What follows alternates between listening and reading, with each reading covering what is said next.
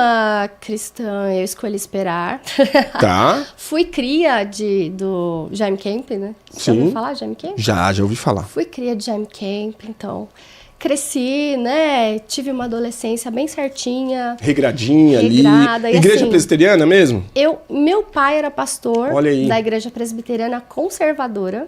É o Nossa, nome da igreja. caramba. Que é uma cisão da Presbiteriana Independente. Entendi. E aí, aos 15 Eu anos... não conhecia só a presbiteriana do Brasil e a independente. Tem várias vertentes. Olha aí, tem a cara. fundamentalista, que é Também bem tem forte esse negócio? em Piracicaba, Limeira. Caramba. E aí, quando eu fiz 15 anos, eu fui pra IPB. Tá. E aí, onde eu conheci a Cibele, também Tá. da Diversa, Sim, a Mari, né? Conheceu minha esposa. Sua esposa, a Mari. Linda, um beijo, meu amor. Logo mais à noite. Hoje é dia dos namorados, né? Vamos que vamos. Olha só. E aí, então, tinha aquele negócio do chamado, né? O chamado vocacional, que sempre ser tem. missionária. Fui para o seminário aos 18 anos.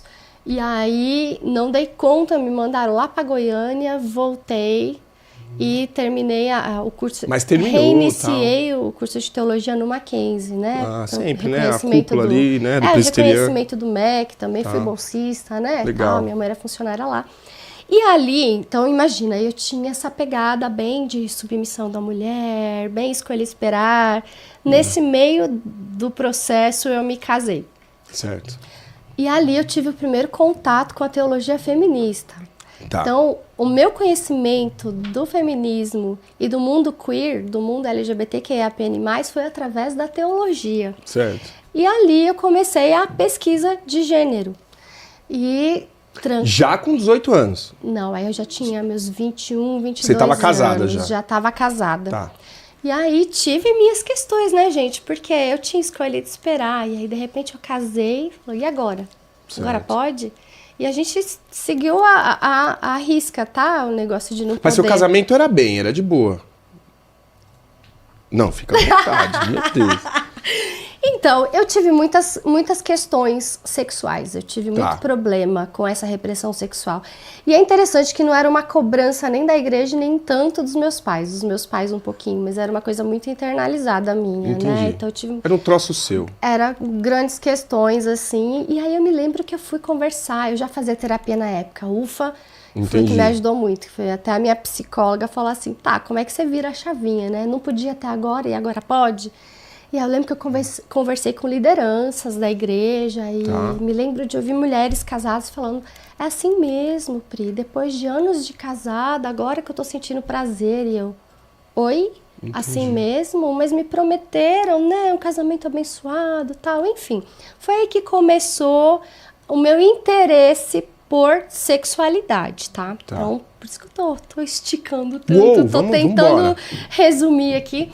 E aí, terminando teologia, meu TCC foi muito bom, muito elogiado. Falei sobre o movimento de mulheres no movimento de Jesus, certo. A liderança feminina no movimento de Jesus e de Maria Madalena, da possibilidade da apostolicidade de Maria Madalena.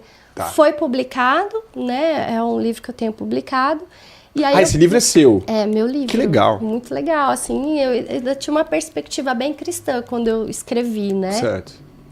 Fui para o mestrado em Ciências da Religião e lá eu me aprofundei mais na pesquisa de gênero, religião e sexualidade, tanto que eu pesquisava igrejas alternativas e a questão da sexualidade, as igrejas da Parede Preta. Sim. Então era aquela muito questão... forte hoje, né? Sim, e isso foi em 2010 que eu ingressei nesse mestrado. Comecei a pesquisar algumas igrejas específicas. Eu tinha uma banda na época, né? Nesse meio tempo, eu esqueci de falar, tá? Que eu me separei e me divorciei. Tá, isso com quantos anos? Eu tinha 26 para 27 anos. Tá, então você ficou aí... Fiquei casada por 4 anos. Ah, 4 anos. 4 anos, tá. Me casei com 21, fiquei casada por 4 anos.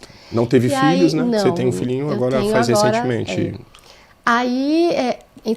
comecei uma banda, né? Que era uma banda, assim, cristã. Rock and roll? Ah, não. Ou era da igreja? Então, não era da igreja. Eu já tinha me desligado da instituição. Certo. Mas ainda me considerava cristã e era uma banda cristã, mas não ligada a nenhuma instituição. Certo. E ali, a questão sexual Aflorando. Gritando. Tá. Eu só falava disso, até falo, gente, às vezes eu tenho até vergonha de lembrar, porque onde eu tava sentada na mesa, conversando com as pessoas, só falava disso, porque era uma coisa que estava muito reprimida lá dentro de mim, eu queria entender. Inclusive a ligação disso. Você não tinha colocado pra fora ainda essa sexualidade sua? Eu tava tentando entender a minha própria sexualidade e o quanto a questão religiosa afeta as pessoas. Você entendia então que a religião, vamos dizer assim, né? A religião, ela te oprimia colocar pra fora essas coisas, mesmo casada e tudo mais, você ainda... Sim, então, a gente precisa entender que a sociedade ocidental é formada junto e ao lado do cristianismo, sim, né? Então a nossa moral ocidental, ela é cristã, né? Verdade. E aí dessa forma que eu fui educada, e dessa forma de pode, não pode, e muito uma questão de gênero que atravessa, né? As proibições são muito mais para as mulheres do que para os homens, né? Até a questão da masturbação, a questão do que pode, que não pode, de estar sempre preparada para o homem, de dar sempre prazer para o homem. Então tudo isso atravessava, além do fato de não se falar sobre.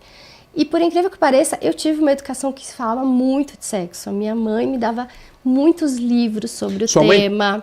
Sua mãe, ela conversava com você de adolescência pra frente? Ela trocava essas ideias contigo? Conversou comigo a minha adolescência inteira sobre isso, mas é isso, numa perspectiva mais cristã. Então, ali, muitos à luz livros. da Bíblia. Aos 11 anos eu já lia sobre ato sexual, sobre masturbação, já sabia de tudo isso, tal, até os 18. Tá. Eu levei o Jaime Camp lá para os adolescentes, lá para falar lá na igreja, tal. Mas é isso, eu tenho esse meu lado que é super intenso, né? Legal. Eu vou de cabeça no negócio. Você entende que foi toda essa questão sua do sexualismo foi onde você pensou assim, cara, eu preciso estudar a fundo sobre isso? Foi a partir daí? Não foi uma escolha racional, assim, pensada. Foi... Eu fui... Você foi indo, quando você foi ver, você já fui me entendendo também. Comecei a me entender aos 27 anos como bissexual. Isso também foi uma coisa assim... Nossa, com quase 30 anos... Até então, você é hétero?